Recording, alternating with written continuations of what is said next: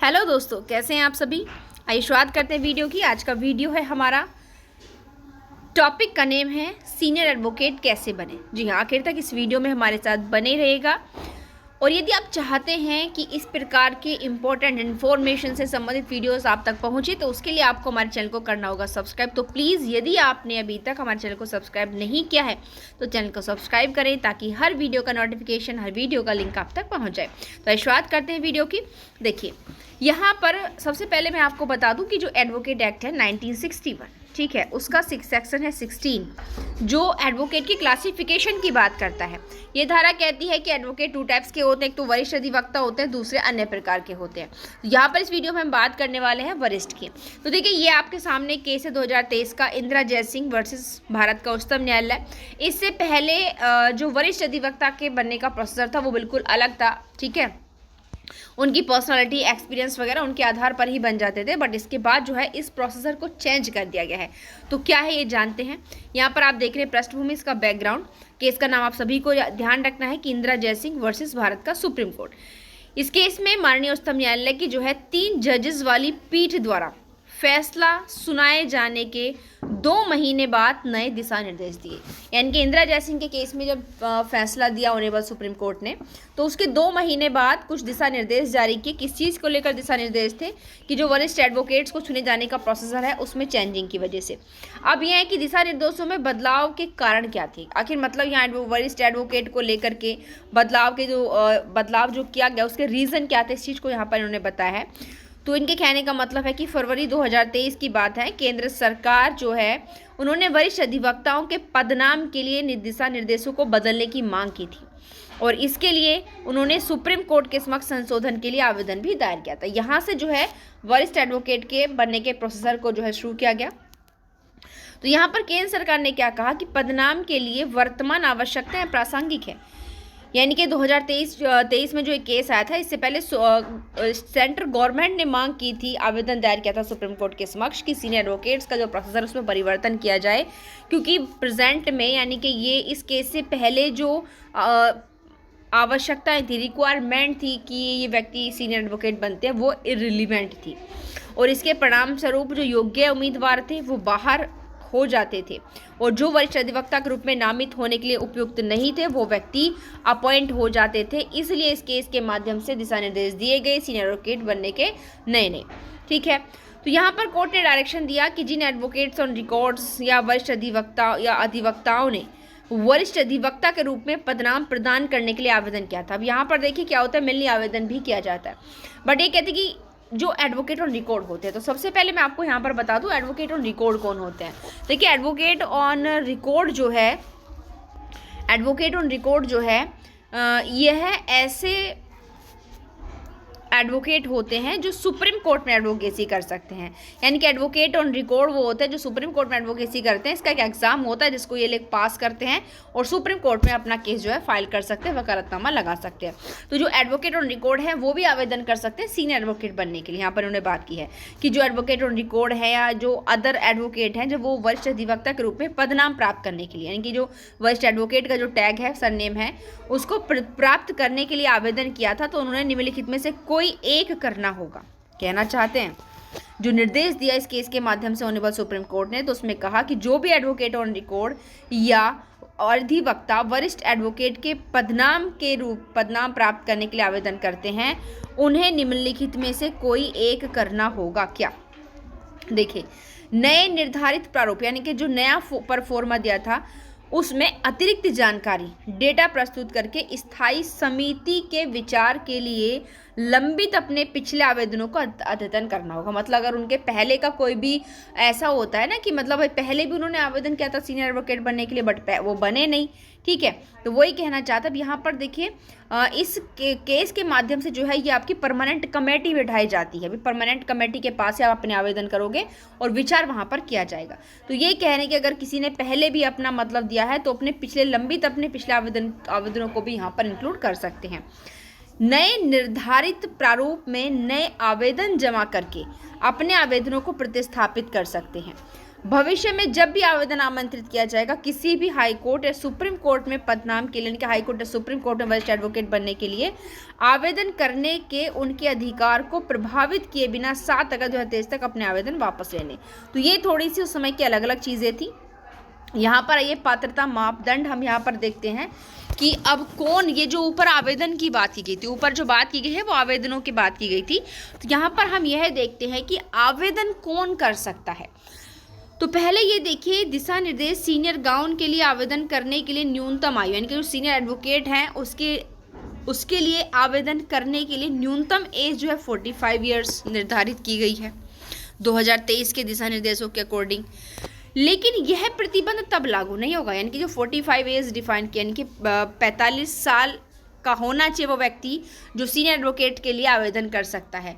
But अगर कोई नाम ऐसा जिसकी सिफारिश भारत के चीफ जस्टिस ऑफ इंडिया कर रहे हैं, ठीक है, या फिर सुप्रीम कोर्ट के अदर न्यायाधीश कर रहे हैं, तो वहाँ पर ये 45 एज वाला जो फंडा है ये यहाँ पर अप्लाई नहीं होगा। ठीक है, ये बात आपको ध्यान रखनी है। नॉर्मली 2 बातें यहाँ पर आ गई हैं।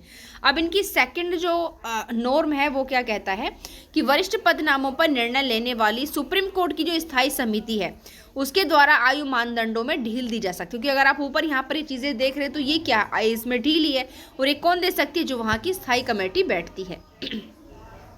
नेक्स्ट क्या है, देखिए यहाँ पर रिक्वायरमेंट थर्ड वाली कि एक एडवोकेट के रूप में वो कम से कम 10 साल तक का उसका कार्यकाल रहा हो अधिवक्ता के रूप में। ठीक है, या तो वही लगातार उसे 10 साल उसने प्रैक्टिस की एडवोकेसी के रूप में, या फिर वो एक जिला और सत्र न्यायाधीश के रूप में रहा हो, या किसी भी न्यायाधिकरण के न्यायिक सदस्य के रूप में कम से कम 10 साल का उसका एक्सपीरियंस रहा हो। तो मेनली यहाँ पर ये 10 ईयर्स का एक्सपीरियंस मांग रहे हैं, चाहे वो एडवोकेट के रूप में रहा हो, जिला न्यायाधीश के रूप में रहा हो, सेशन न्यायाधीश के रूप में रहा हो, या किसी भी ट्रिब्यूनल में न्यायिक सदस्य के रूप में रहा हो।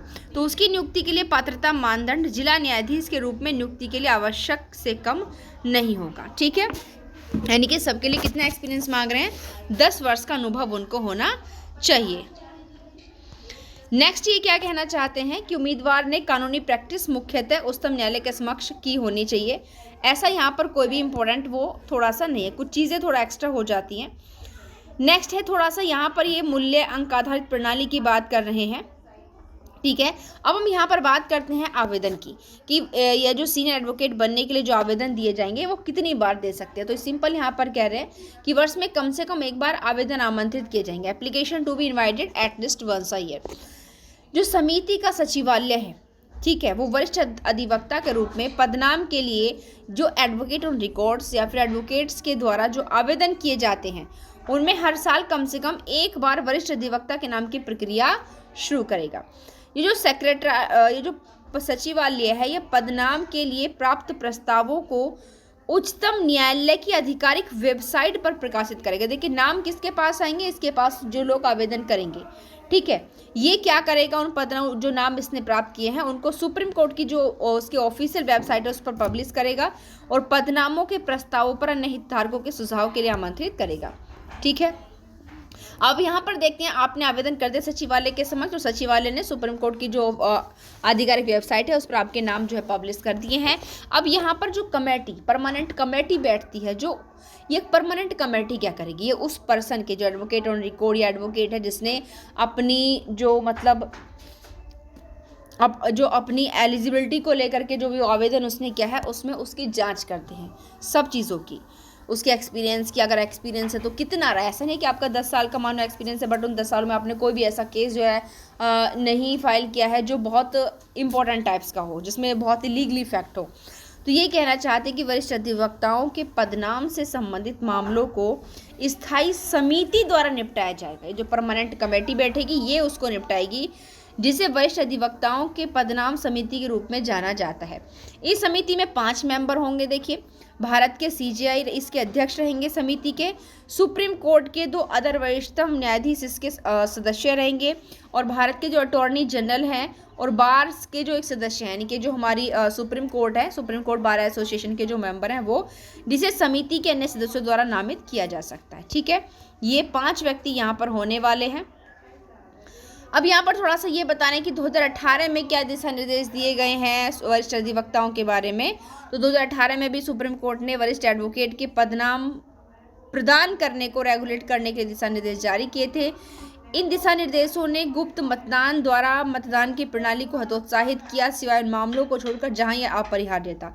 यानी कि यहाँ पर ये कह रहे 2023 से पहले यहाँ पर थोड़ा मतदान का प्रोसेसर चलता था, बट यहाँ पर अब वो चीज़ें नहीं है। ऊपर वाला प्रोसेसर हम आपको बता चुके हैं। पहला एक्सपीरियंस भी लगभग 20 साल का वो वहाँ पर मांगते थे, बट अब कितना हो गया, अब वहाँ पर आपका एक्सपीरियंस हो चुका है 10 साल का। 2018 के दिशा निर्देशों से पहले की अभी ये बात कर रहे हैं 18, 23 और अभी ये कह रहे हैं कि 18 से पहले भी क्या गाइडेंस था। देखिए यहाँ पर 2018 से पहले भी एडवोकेट एक्ट 1961 का धारा 16 वरिष्ठ अधिवक्ताओं की नियुक्ति को नियंत्रित करती थी, कंट्रोल करती थी। धारा 16(1) मैंने पहले ही कहा था आप लोगों से कि एडवोकेट के 2 वर्ग होंगे, एक वरिष्ठ और एक कन्या। यहाँ पर 2 जो कि अब वहाँ पर नहीं रहा है सेक्शन के अंतर्गत, इसमें कहा गया था कि एक अधिवक्ता को वरिष्ठ एडवोकेट के रूप में नामित करने की अनुमति देती है यदि उसकी क्षमता बार में खड़े होने या कानून में विशेष ज्ञान या अनुभव के आधार पर उच्चतम न्यायालय या उच्च न्यायालय की राय है कि वह ऐसे पद के योग्य है। तो यहाँ पर केवल 2018 से पहले इतनी ही रिक्वायरमेंट थी, जबकि अब 16(2) अगर आप एडवोकेट एक्ट में देखोगे तो वहाँ पर इंक्लूड नहीं है। केवल इतना कहा गया है कि कितने वर्ग होंगे एडवोकेट्स के। तो ये 2018 का ये केवल ये वाली, अगर आपके पास ये वाली एलिजिबिलिटी थी तो ही आप जो है सीनियर एडवोकेट बन सकते थे। बट अब आप लोग जानते हैं बिल्कुल यहाँ पर ट्रांसपेरेंट जो है प्रोसीजर कर दिया गया है।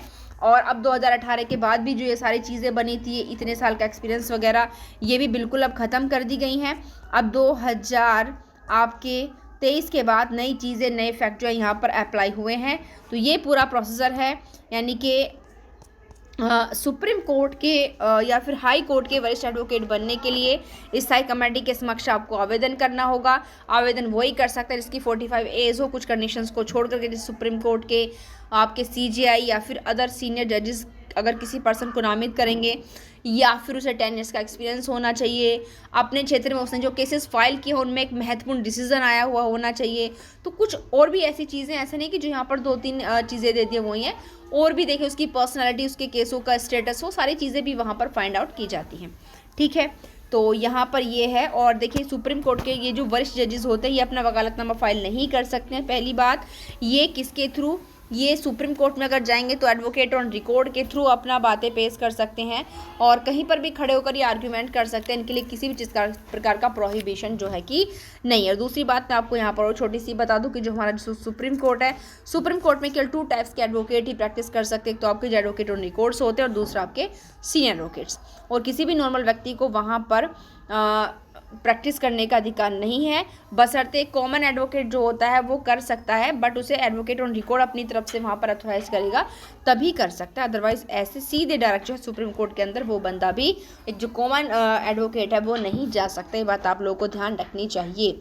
ठीक है, क्योंकि कोई भी व्यक्ति ये नहीं कह सकता अरे मैं तो सुप्रीम कोर्ट का जज हूँ, क्योंकि वहाँ जाने के लिए आपके 2 ही प्रोसीजर हो सकते हैं, या तो आप सीनियर एडवोकेट होने चाहिए या फिर आप एडवोकेट और रिकॉर्ड होने चाहिए। अगर दोनों में से कोई भी एक एबिलिटी आपके पास है तो आप सुप्रीम कोर्ट के एडवोकेट कहलाने योग्य हो सकते हो। तो आई होप ये वीडियो हमने जिस मकसद से बनाया वो आपको क्लियर हो गया होगा। तो प्लीज़ वीडियो को ज़्यादा से ज़्यादा शेयर करें ताकि हर कैंडिडेट के पास ये वीडियो पहुँचे, कि वीडियो बहुत इन्फॉर्मेटिव है।